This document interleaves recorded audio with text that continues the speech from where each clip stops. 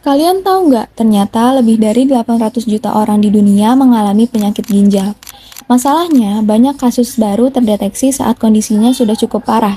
Padahal, ada biomarker seperti sistatin C yang bisa mendeteksi fungsi ginjal dengan lebih akurat. Tapi sayangnya, pemeriksaannya masih terbatas karena alatnya mahal dan kurang praktis.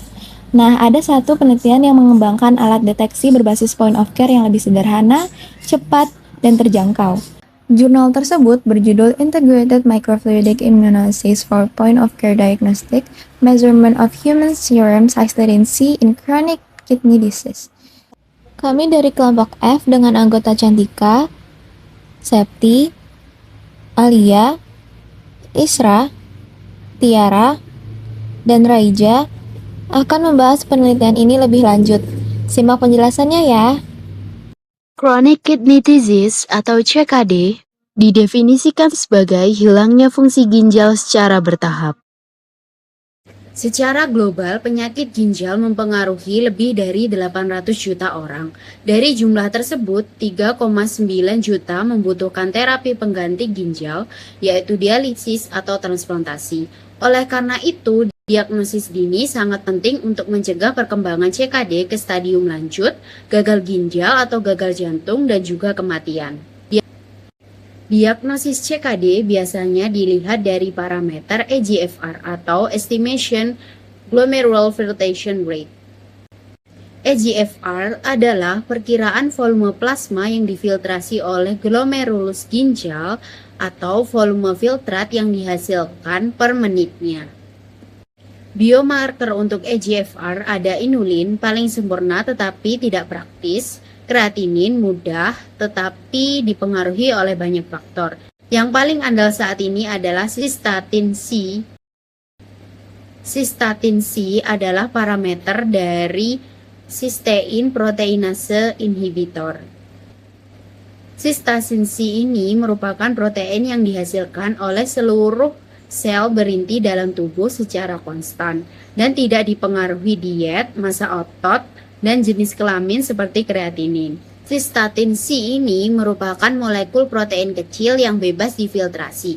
Artinya molekul ini sepenuhnya terfilter atau masuk menjadi filtrat glomerulus yang kemudian didegradasi di tubulus dan di area absorpsi penuh dan tidak disekresi.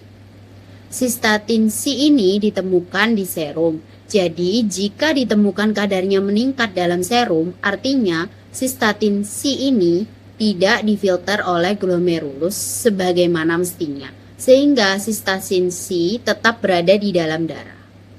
Hal tersebut menandakan laju filtrasi glomerulus menurun atau eGFR menurun, yang berhubungan dengan penurunan fungsi ginjal yang merupakan salah satu tanda awal dari CKD.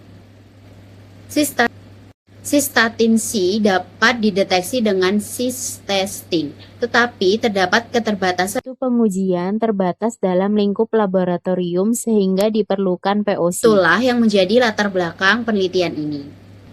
Penelitian ini berjudul Integrated Microfluidic Immunoassay for Point of Care Diagnostic Measurement of Human Serum Cystatin C in Chronic Kidney Disease oleh Dumitru Tomsa Yang Liu et al. In 2025. Dalam penelitian ini, peneliti mengembangkan dua alat.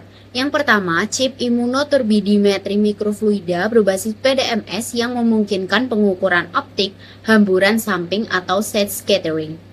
Yang kedua, chip imunoserologi aliran lateral mikrofluida berbasis kertas untuk pemeriksaan kuantitatif sistatin C, yang akan dibahas sebagai berikut.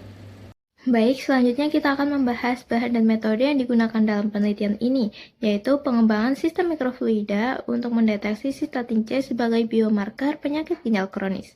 Nah, tujuan utama metode ini adalah mengembangkan alat diagnosis yang dapat digunakan secara langsung atau point of care dengan hasil yang tepat dan tetap akurat, serta membandingkan dua jenis platform mikrofluida. Bahan yang digunakan meliputi sampel serum manusia, reagen imunoturbiditas berupa buffer dan antibodi, serta material chip seperti PDMS dan kertas mikrofluida yang didukung dengan komponen optik dan elektro. Selain itu, juga ada bahan lainnya seperti PBS atau fosfat bufferselin yang digunakan untuk menjaga pH tetap stabil agar reaksi antigen antibodi berjalan secara optimal. Lalu ada wafer silikon, yaitu digunakan sebagai cetakan untuk membentuk channel mikro pada chip melalui proses fabrikasi. Dan yang terakhir ada membran kertas mikrofluida yang berfungsi sebagai media aliran kapiler sekaligus tempat terjadinya reaksi pada sistem lateral flow. Oke, sekarang kita masuk ke metode. Metode penelitian ini menggunakan dua pendekatan utama, yaitu chip mikrofluida berbasis PDMS dengan prinsip immunoturbidimetry dan chip berbasis kertas dengan prinsip lateral flow immunoassay. Oke, kita jelaskan satu persatu. Yang pertama adalah metode PDMS. Gambar ini menunjukkan desain chip PDMS dan sistem optiknya. Terlihat adanya inlet, saluran mikrofluida, serta area observasi. Nah, deteksi dilakukan berdasarkan hamburan cahaya akibat reaksi antigen antibodi.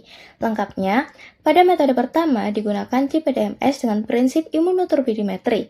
Sistatin C dalam sampel akan bereaksi dengan antibodi, membentuk kompleks yang menyebabkan kekeruhan, kemudian diukur melalui hamburan cahaya oleh sensor LED dan ditampilkan hasilnya dalam bentuk grafik.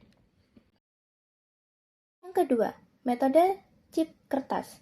Pada metode ini menggunakan chip berbasis kertas dengan prinsip lateral flow. Nah, lengkap mekanismenya seperti ini. Sampel mengalir secara kapiler, kemudian reaksi antigen antibodi menghasilkan sinyal berupa perubahan warna pada titik uji. Nah, nantinya hasilnya akan diamati secara visual atau dapat digunakan perangkat sederhana untuk mengamatinya. Nah, perlu kalian ketahui bahwa kedua metode ini dilengkapi dengan alat pembaca portable yang menggunakan LED dan sensor atau kamera, bahkan dapat dioperasikan secara nirkabel menggunakan perangkat pintar.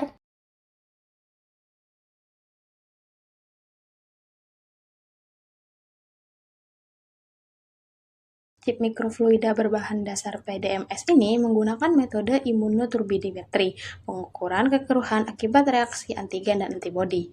Desain chip ini terdiri atas 4 bagian. Yang pertama yaitu inlet, tempat memasukkan sampel. Sampel ini berisi campuran antara reagen 1 dan juga reagen 2. Reagen 1 yaitu berisi buffer dan juga sampel sistatin C, dan reagen 2 berisi mikropartikel berlapis antibodi.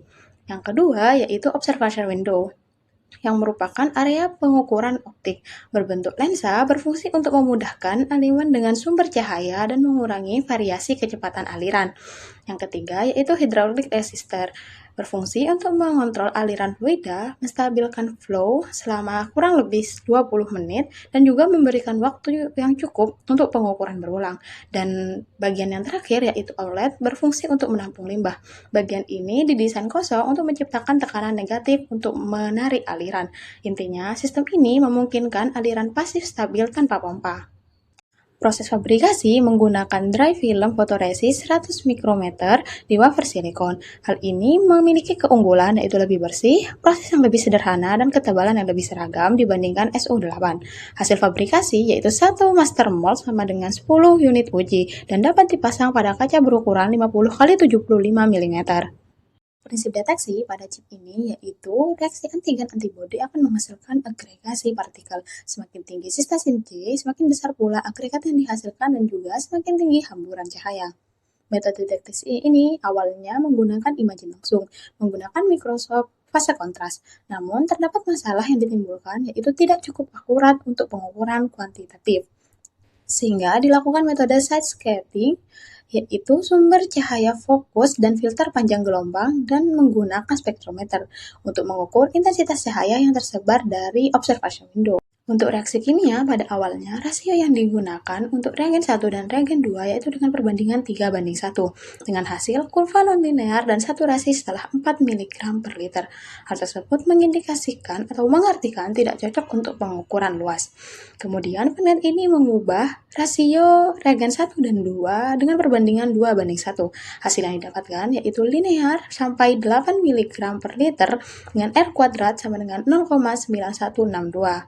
Hal tersebut mengartikan reaksi antigen dan antibodi lebih optimal.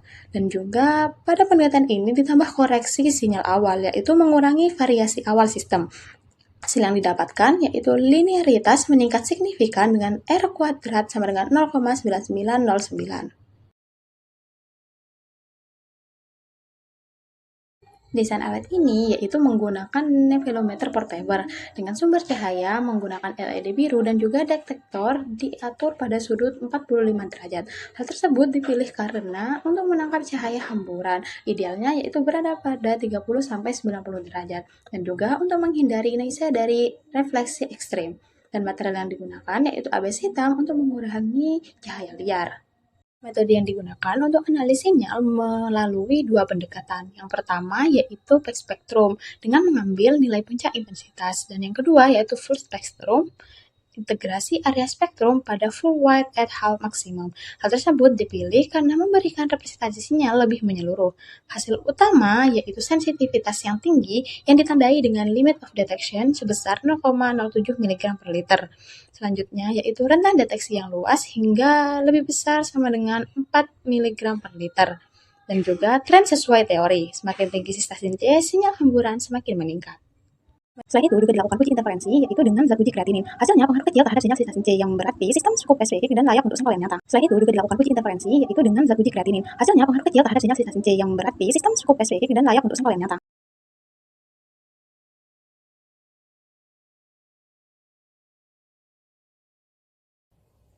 Pada grafik menunjukkan prinsip turbidimetri, yaitu intensitas hamburan cahaya berbanding lurus dengan konsentrasi sistatin C. Artinya, semakin tinggi kadar sistatin C dalam sampel, maka semakin besar intensitas cahaya yang dihamburkan. Metode ini memiliki sensitivitas tinggi dengan adanya nilai R kuadrat sebesar 0,999 dan LOD 0,07 mg per liter. Metode turbidimetri ini tidak disarankan karena memiliki keterbatasan, yaitu membutuhkan sistem deteksi optik berbasis nevelometer yang kurang praktis untuk point of care, yang membutuhkan alat sederhana dan cepat. Sehingga dikembangkan metode alternatif paper-based microfluidic LFIA yang lebih sederhana, cepat, dan cocok untuk point of care. Desain awal chip LFIA ada dua kanal, yaitu test line dan control line, yaitu untuk mengurangi variasi antar pengukuran dan meningkatkan keandalan hasil. Hasil awal, rentang linear hingga 8 mg per liter, LOD 0,64 mg per liter, dan sudah mencangkup rentang klinis. Namun, sensitivitas rendah tidak bisa untuk pengenceran sampel besar, sehingga efek matriks serum masih dapat mengganggu hasil pengukuran. Mengatasi hal ini, dilakukan optimasi desain saluran menjadi bentuk taperet, di mana menyempit ke arah titik uji dan melebar menuju titik kontrol untuk meningkatkan interaksi antigen dan antibodi.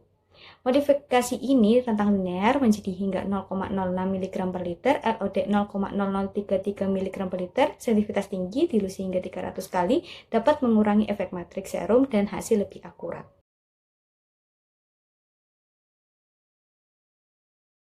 Sistem ini terdiri dari 3 komponen utama, yaitu paper-based microfluidic chip sebagai media reaksi, cartridge sebagai wadah chip, dan portable reader yang dapat dikontrol menggunakan smartphone.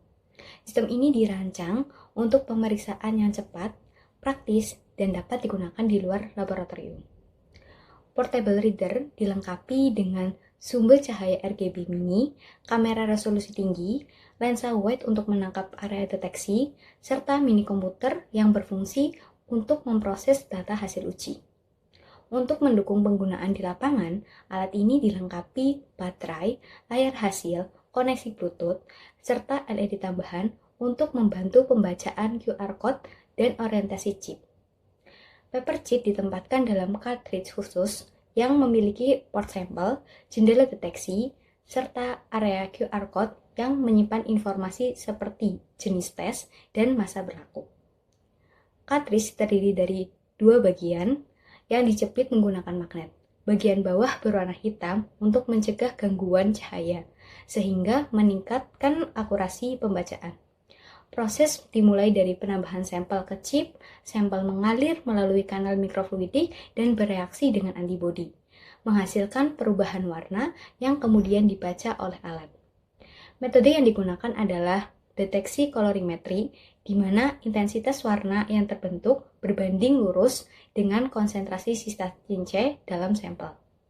Smartphone digunakan untuk mengontrol alat secara wireless, mengolah data hasil pengukuran, serta menyimpan dan mengirimkan hasil secara real-time. Sistem ini memiliki banyak keunggulan seperti biaya rendah, waktu pemeriksaan cepat, serta kemudahan penggunaan, sehingga sangat cocok untuk diagnosis point of care. Hasil pengujian menunjukkan bahwa sistem ini memiliki akurasi yang sebanding dengan metode laboratorium, serta minim gangguan dari zat lain seperti kreatinin. Baik, di sini saya akan menjelaskan validasi klinis dari dua alat uji cystatinC yang dikembangkan.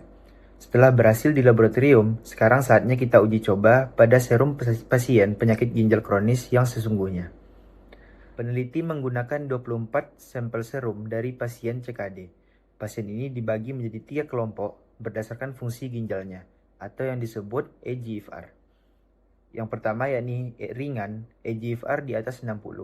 Sedang eGFR 30 hingga 59, dan berat eGFR di bawah 30. Mengapa dibagi? Agar kita tahu apakah alat ini bisa membedakan tingkat keparahan penyakit ginjal. Hasil CIP kita bandingkan dengan metode standar laboratorium untuk menilai apakah hasilnya sama. Peneliti menggunakan metode Bren-Allman. Kalau kita lihat di grafik ini, perbedaan antara CIP dan metode standar itu sangat kecil, dan hampir semua data berada dalam batas yang bisa diterima. Artinya, chip kita tidak kalah akurat dari metode yang ada di rumah sakit. Yang lebih menarik, bisakah chip ini menebak stadium penyakit ginjal dengan benar? Ternyata chip kertas mencapai akurasi 92%, artinya 22 dari 24 pasien diklasifikasikan dengan tepat. Kemudian chip PDMS atau turbiditas juga bagus dengan akurasi 83%. Chip kertas unggul terutama dalam membedakan pasien dengan gangguan ginjal ringan dan juga berat.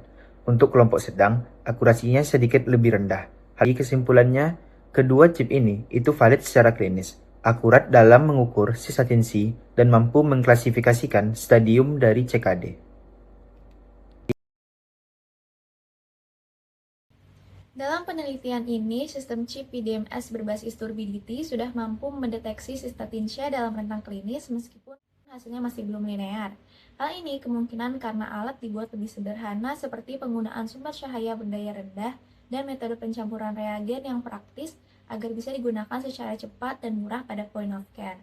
Untuk meningkatkan akurasi, disarankan penggunaan cahaya yang lebih kuat seperti laser serta optimasi pencampuran dan kalibrasi sinyal. Menariknya, meskipun metode ini biasanya menggunakan alat laboratorium besar, penelitian ini membuktikan bahwa pengukuran tetap bisa dilakukan pada perangkat mikrofluidik dengan volume kecil, sehingga lebih portable dan sederhana. Namun, masih ada tantangan pada proses pencampuran sampel di dalam chip, sehingga kedepannya perlu dikembangkan teknik pencampuran yang lebih optimal. Selain itu, teknologi ini tidak hanya dapat digunakan untuk cystatin-C, tetapi juga berpotensi untuk biomarker lain seperti albumin urin, sehingga memungkinkan pemeriksaan multiparameter dalam hasil. Pada sistem berbasis kertas atau LFIA, metode yang digunakan lebih sederhana karena hanya mengandalkan perubahan warna. Namun untuk mendapatkan hasil yang akurat, sampel perlu diecerkan terlebih dahulu agar tidak terganggu oleh komponen lain dalam darah. Tantangannya adalah proses pengenceran ini cukup sulit jika ingin dilakukan langsung di dalam alat, karena membutuhkan kontrol yang sangat presisi. Oleh karena itu, solusi yang lebih realistis adalah melakukan pengenceran sebelum sampel dimasukkan ke dalam chip. Dari sisi alat membaca, keunggulannya adalah biaya rendah, desain sederhana, dan dapat terhubung dengan smartphone untuk analisis data. Meskipun masih terdapat keterbatasan seperti variasi hasil akibat proses pembuatan yang masih manual. Teknologi ini tetap menunjukkan potensi besar sebagai alternatif metode konvensional yang lebih mahal dan kompleks, serta dapat dikembangkan menjadi alat diagnosis penyakit ginjal yang lebih cepat, praktis, dan mudah diakses. Kedua metode berbasis chip menunjukkan kesesuaian dengan metode uji referensi, serta akurasi prediksi eGFR menggunakan chip dibandingkan dengan data klinis telah dikarakterisasi dan memenuhi persyaratan deteksi klinis penyakit ginjal atau CKD untuk kadar cystatin-C serum. Secara keseluruhan, uji mikrofluida terintegrasi ini menawarkan solusi praktis untuk pemeriksaan diagnostik CKD secara terdesentralisasi berbasis POC dengan keunggulan kompetitif dibandingkan metode yang sudah ada. Selanjutnya ada tabel perbandingan antara metode yang biasanya dipakai dengan metode yang telah diciptakan dalam penelitian ini.